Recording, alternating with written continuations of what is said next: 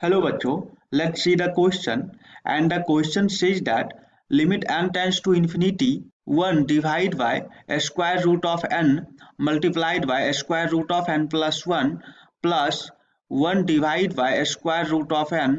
multiplied by a square root of n plus 2 plus up to 1 divided by a square root of n a square root of 4n is equal to option A 2, option B 4, option C 2 multiplied by a square root of 2 minus 1 and option D is 2 root 2 minus 1। तो आइए बच्चों इस question को solve करते हैं, but उसके पहले इसको थोड़ा सा सिंप्लीफाई कर लेते हैं। तो इसको हम लोग कुछ इस तरह से लिख सकते हैं, limit n tends to infinity summation, देखो हर एक टर्म में 1 फिक्स है,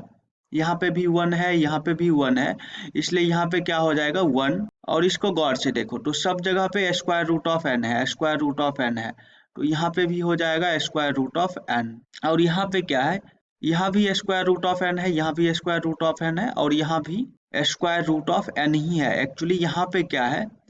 n प्लस 3n है, तो यहाँ से हम लोग क्या लिख सकते हैं, square root of n plus r। r का वैल्यू क्या हो जाएगा, देखो r का मान जब हम लोग 1 रखेंगे तो ये होगा, 2 रखेंगे तो ये होगा, और इसी तरह से लास्ट में जब हम लोग 3n रखेंगे तो ये 4n आ जाएगा। तो कहने का मतलब हमारा जो लिमिट हो जाएगा r is equal to 1 to 3n। तो देखो बच्चों ये रिड्यूस होके कुछ इस तरह से हो गया। आइए बच्चों अब इस सीरीज को हम लोग इंटीग्रेशन की फॉर्म में कन्वर्ट करते हैं। तो इसका कुछ बेसिक रूल होता है, आइए सबसे पहले उसको डिस्कस करते हैं। सो बेसिक रूल क्या होता है, r डिवाइड बाय n को हम लोग x कंसीडर करते हैं और 1 डिवाइड बाय n को हम लोग dx कंसीडर करते हैं, और जहां कहीं भी limit n tends to infinity और समेशन का सिंबल हो तो इसको हम लोग इंटीग्रेशन का सिंबल से रिप्रेजेंट करते हैं। और लोअर लिमिट और अपर लिमिट को कैलकुलेट करने के लिए हम लोग इस फॉर्मूले का यूज करते हैं, limit n tends to infinity r divide by n। मान लीजिए मैं लोअर लिमिट का वैल्यू कैलकुलेट करना चाह रहा हूँ, तो यहाँ पे मैं लिखूंगा limit n tends to infinity, lower limit क्या है r इज इक्वल टू 1, तो ये हो जाएगा 1 डिवाइड बाय n। तो इसका वैल्यू क्या आ जाएगा, 1 डिवाइड बाय इन्फिनिटी, ये तो 0 हो जाएगा, तो हमारा लोअर लिमिट 0 हो जाएगा। वहीं यदि हम अपर लिमिट की बात करें तो ये हो जाएगा limit n tends to infinity r divide by n, और r की जगह पे क्या हो जाएगा 3n, तो ये हो जाएगा 3n डिवाइड बाय n, तो इसका वैल्यू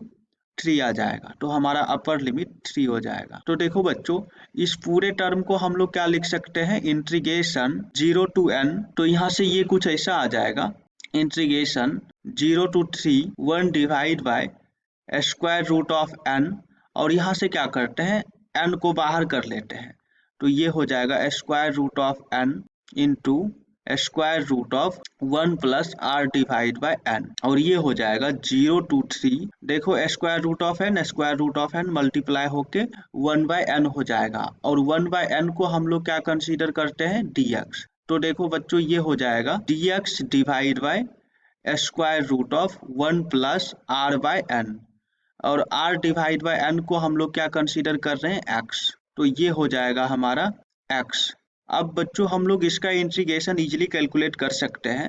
तो यहाँ से इसका वैल्यू क्या हो जाएगा 2 square root of 1 plus x limit 0 to 3। देखो बच्चों इसका इंटीग्रेशन यही होता है, तो इसलिए मैंने डायरेक्टली यहाँ पे ये लिख दिया, और अब ये वाली वैल्यू रख करके इसको सॉल्व कर लो, तो ये कुछ ऐसा आ जाएगा 2 square root of 1 plus 3 minus 2 square root of 1 plus 0, तो यहाँ से ये कुछ ऐसा आ जाएगा 2 स्क्वायर रूट ऑफ 4 माइनस 2, तो ये कुछ ऐसा आ जाएगा 2 मल्टीप्लाइड बाय 2 माइनस 2, तो यहाँ से इसका आंसर आ जाएगा 4 माइनस 2 तो 2, और यही अपना आंसर हो जाएगा। तो बच्चों कौन सा ऑप्शन सही होगा, तो बच्चों ऑप्शन ए हमारा करेक्ट आंसर हो जाएगा। So I hope you understand this explanation.